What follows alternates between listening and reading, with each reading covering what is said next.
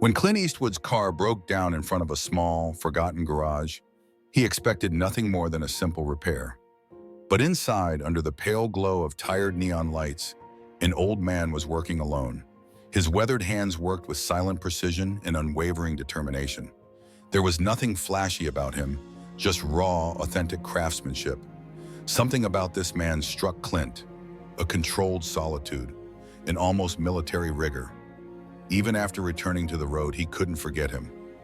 A week later, Clint returned to the garage, hoping to say thank you. But when he arrived, he found the doors closed, the lights off. The place seemed abandoned. What he learned next left him frozen in the middle of the street, his eyes dark, his fists clenched.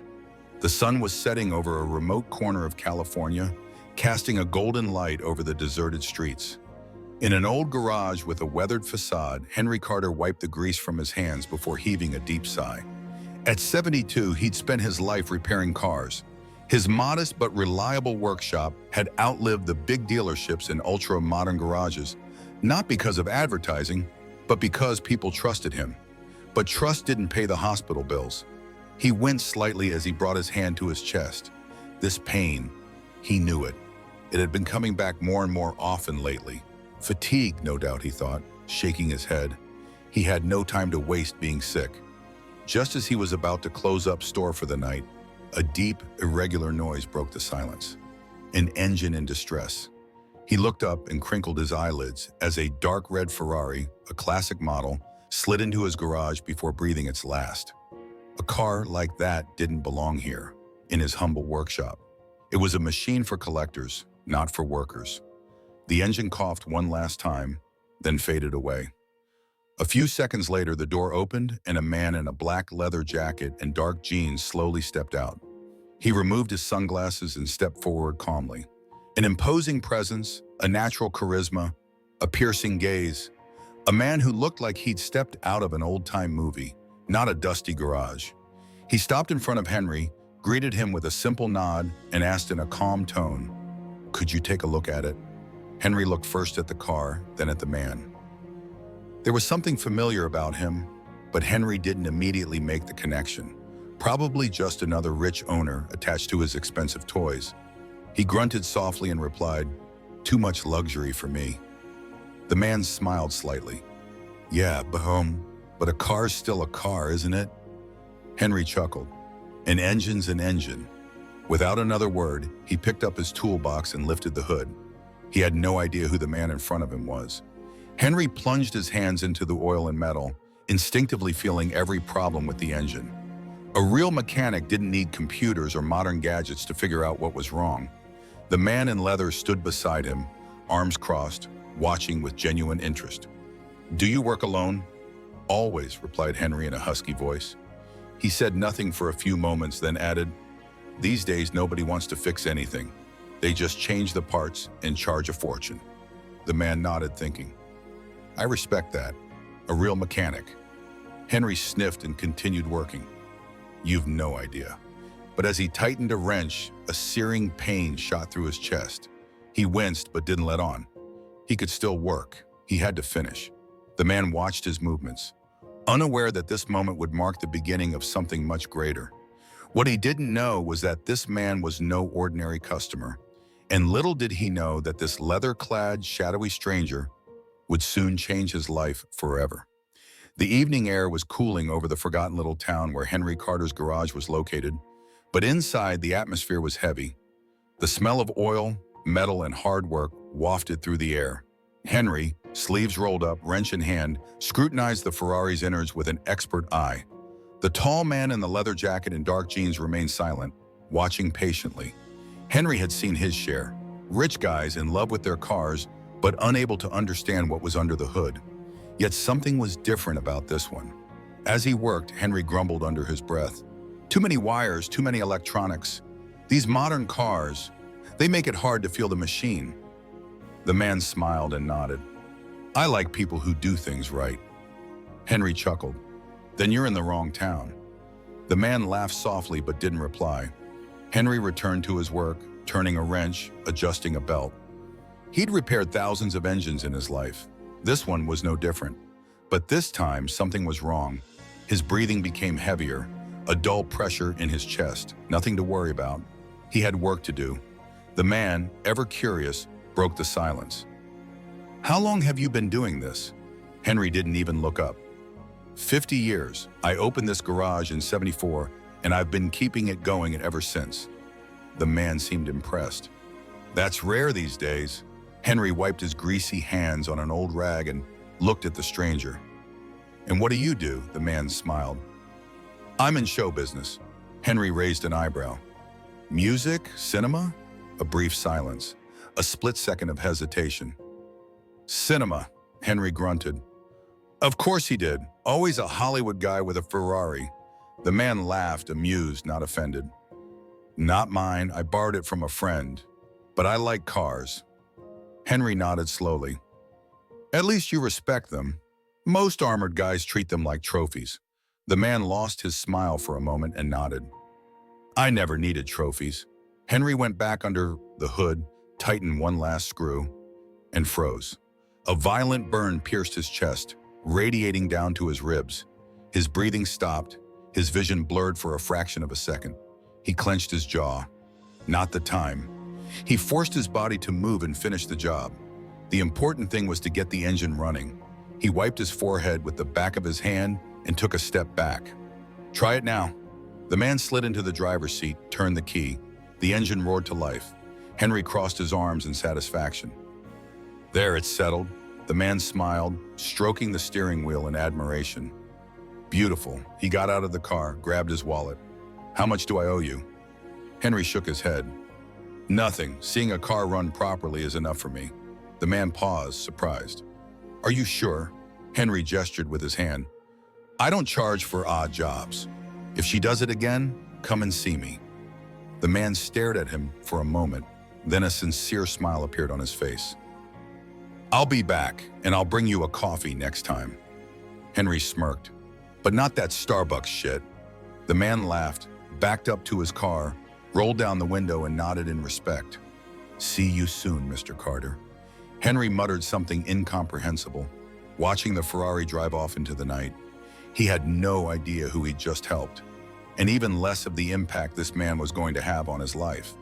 As he closed up store, his chest tightened again. He leaned against the door for a moment, waiting for it to pass. And as always, it did. He turned off the lights. One more day, one more car. But tomorrow would be different, because the man he'd just helped already had a plan, and this time he wouldn't be returning empty-handed. The Ferrari's engine purred beneath him as Clint Eastwood drove through the silent streets of the small town. The night air was cool against his skin. His hands gripped the steering wheel almost distractedly, but his mind was elsewhere. He was thinking of Henry Carter, an old mechanic, rough, stubborn, but honest to the core, a man like few others. Clint had met plenty of them in his life, actors, directors, millionaires. But Henry was different. He was real. And Clint couldn't shake the feeling that he needed to know more about him. Returning home, he poured himself a glass of water and reached for his old laptop. A few keystrokes on the keyboard. Henry Carter Auto Repair. The first result appeared, an outdated website, no frills, no flashy ads, just a name. Carter's Auto Repair. Honest work since 1974. Clint clicked. A few blurry black and white photos showed a younger Henry standing proudly in front of his garage, wrench in hand. He kept scrolling and something caught his eye. Testimonials. People had written about Henry, about what he'd done for them. Clint leaned over, silently reading. "I was broke and my car broke down on the highway. Henry fixed it for free. He just told me to pay him when I could. I never forgot that. Once he stayed after closing to fix my truck, just so I could get to my night shift. He didn't want any extra money. My father had his car repaired at Henry's for 30 years. When he passed away, Henry reupholstered his old Chevy just so we could take it to his funeral." Clint clenched his jaws. This guy wasn't just a mechanic. He was a local legend, a pillar of the community. And yet, outside this neighborhood, nobody seemed to know. Clint leaned back in his chair, staring at the screen. He'd only met him for an hour, but now he knew one thing. Henry Carter wasn't just anyone. and a man like him didn't deserve to be forgotten. Something had to be done, but not with money. Henry would never accept that. So what really mattered to him? Clint thought back to their conversation in the garage. These days, mechanics don't fix anything. They just change parts and charge you an arm and a leg. That's when it hit him. It wasn't about money, it was about inheritance. Clint smiled slightly and closed his computer. He knew what he had to do. He reached for his phone looking for a number, but before he could dial, his mobile vibrated. An unknown number. He frowned and hesitated a second before picking up. Yeah? A silence, then a hesitant voice. Is this Clint Eastwood? Clint straightened up slightly. Who's asking? A sigh at the other end of the line. My name's Bill. I run the laundromat across from Henry Carter's garage. Clint felt his spine stiffen. Why was this guy calling him? How did you get this number? Bill hesitated. Listen, I know this is weird, but I saw you tonight at Henry's garage. And, Clint waited. For what? A silence, then a heavier sigh. Henry's in hospital. A cold shiver ran up Clint's spine. He'd planned to go back to Henry's garage tomorrow, but now he realized that tomorrow might be too late. Clint grabbed his keys. He was going now, because some debts couldn't wait, and Henry Carter deserved better than to be another forgotten story. He didn't waste a second. He grabbed his coat, slipped on his leather jacket, and slammed the door behind him. Henry Carter was in the hospital, and Clint had a bad feeling about it. The streets were quieter than usual when he parked in front of Carter's auto repair. But as soon as he turned off the engine, an unpleasant sensation gripped his chest. Usually, even late at night, there was a glimmer under the garage door, a clatter of tools, an old transistor sizzling a country station. Tonight, nothing. He got out of his car. His boots thudded against the asphalt. He approached the door. There, stuck askew on the worn wood, a sheet of paper floated lightly in the wind. Clint squinted and read, "Closed indefinitely." His jaw tightened. So it was true. Henry wasn't here, and given the state of the garage, he hadn't been there for days. Clint froze, trying to process the news. The sound of footsteps made him look up. Across the street, a man in his 60s, wearing a faded flannel shirt, was coming out of a laundromat. His eyes betrayed a gleam of recognition. "You're the guy from last night, right?" Clint nodded slowly. "Bill." The man gave a faint, sad smile. "Yeah, I'm sorry I called you that. Sorry I called you like that, but I thought you'd want to know." Clint kept his voice low but firm. "What happened?" Bill sighed, running a hand over his graying beard. He had a fainting spell at work the other day. A customer found him bent double in the garage. He was trying to keep going anyway. Clint clenched his jaws. He could see Henry putting his hand on his chest, stopping for a moment, then going back to work as if nothing had happened. He'd known something was wrong. He should have asked. He should have stayed longer. "Where is he?" asked Clint, his tone hard. "At County General. He's been there since Monday." Clint nodded and turned around, already on his way to his car. "Listen, Hio," Bill called behind him. Clint stopped and waited. Bill sighed again, lowering his head. "I don't know what Henry means to you, but this guy," his voice broke slightly, "he's held this neighborhood together longer than any of us." He looked worriedly at Clint. "And now, I don't know if he's got the strength to fight anymore." Clint closed his eyes for a second. Henry had given everything to his garage, to his community. And now that it was his turn to get help, there was no one left. Clint wouldn't let that happen. He opened his car door and stepped onto the road. He wasn't just driving to a hospital. He was driving to fix something bigger. Streetlights flashed across the windshield as he sped down the highway. His fingers tightened on the steering wheel. Henry would never accept charity, but Clint wasn't offering him charity. He was offering something else. And whether Henry liked it or not, Clint wouldn't leave this hospital without a plan. Because this wasn't just a visit, it was the beginning of something much bigger. The smell of antiseptic and cold coffee wafted through the corridors of County General. Clint Eastwood walked with a firm step, his dark eyes fixed straight ahead. He wasn't here for a signature. He wasn't here for publicity. He was here for Henry Carter. And if Bill was right, time was against them. Reaching the counter, he stared at the nurse behind the computer. She blinked in recognition, but, to his credit, didn't ask for a selfie. "I'm looking for Henry Carter. He was admitted a few days ago." She typed on the keyboard, nodded. "Room 311, third floor." Clint didn't waste a second. He had an old friend to see, but he's stable, but don't expect him to talk much. Clint thanked the nurse with a nod and headed for the elevator. Stable, that was a good thing, but if Henry wasn't talking, it meant something was wrong, and Clint needed to know what. The hospital room was dimly lit. Lying on the bed, Henry Carter looked paler than ever, hooked up to an IV and heart monitor. Clint stood there for a moment motionless. This man, who adjusted the engines as if he were repairing the world himself, looked exhausted. Then slowly Henry's eyes opened.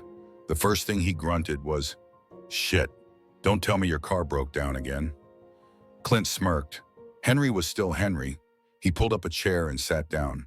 "Nope, it's running like clockwork." Henry sniffed, then winced as he brought a hand to his chest. Clint frowned. "Is it bad?" Henry shrugged, but the simple gesture seemed to exhaust him. "The doctors say my heart doesn't want it to listen to me anymore. Kind of like a busted engine. Except I can't replace it." Clint's jaw tightened. This wasn't just a rough patch. This was serious, and Henry knew it. Clint leaned forward. "Listen, Henry, I want to help you." Henry let out a dry chuckle. "I know who you are, kid. You're rich, famous, and everything you say now involves money." Clint didn't flinch. "I want to pay your medical bills." Henry turned his head slowly toward him. His expression was indecipherable. A long silence. Then he shook his head. "No, he didn't." Clint inhaled deeply. "Henry, I'm not taking a handout, kid." His voice was firm, dead on. Clint stared at him for a moment. Henry wasn't just proud. He'd spent his life standing on his own 2 feet, and he wasn't going to change now. Clint nodded slowly. He agreed. If Henry didn't want money, then Clint had to find something else. He leaned back in his chair, thinking. Then suddenly he declared, "You built something, Henry, and you're just going to let it disappear?" Henry squinted. "What are you talking about?" Clint pointed to the empty space in front of him. "Your garage, your job, all those people you helped. What happens when you're gone?" Henry sighed. "I guess he closes." Clint tilted his head. "And you're okay with that?" Silent, Clint saw the weight of the question fall on Henry. Then he leaned in even closer. "I've got an idea." Henry stared at him suspiciously. "Oh, I bet you do." Clint smirked. "Now listen carefully." Over the next few weeks, Clint's plan fell into place. Henry Carter's auto repair was gone. In its place, a new sign. Henry Carter Technical School. Henry protested at first. "I don't need my name on a fucking building." Clint smiled. "It's not just a building, it's a story." And that shut him up. On the day of the reopening, the crowd was much larger than expected. Former customers, apprentice mechanics, even kids who'd never touched an engine. They were all there. Some just wanted to see Henry again. Others wanted to learn. Clint stood back, watching. Henry, true to form, barked at a nervous kid who was holding a wrench wrong. "If you want to fix a car, hold your fucking tool like a man." The kid swallowed, adjusted his grip, and started again. Clint stifled a laugh. Henry would never change. But that's exactly why it would work. That evening, as Henry closed the garage, he turned to Clint. His voice was low, honest. "I guess I owe you one, kid." Clint raised an eyebrow. "Nah," Henry frowned. "How'd I pay you back then?" Clint pointed to the garage. "By proving that the right way is still worth teaching." Henry looked at the sign one last time. For the first time in a long time, he felt proud. One evening, Henry stood looking at his new sign. It read, "Henry Carter Technical School, since 1974. And just below it, a new line. "Because some things are worth doing right." Henry smiled. Maybe he hadn't planned any of this. Maybe life had played another trick on him. But one thing was certain. His story wasn't over. And now, it never would be.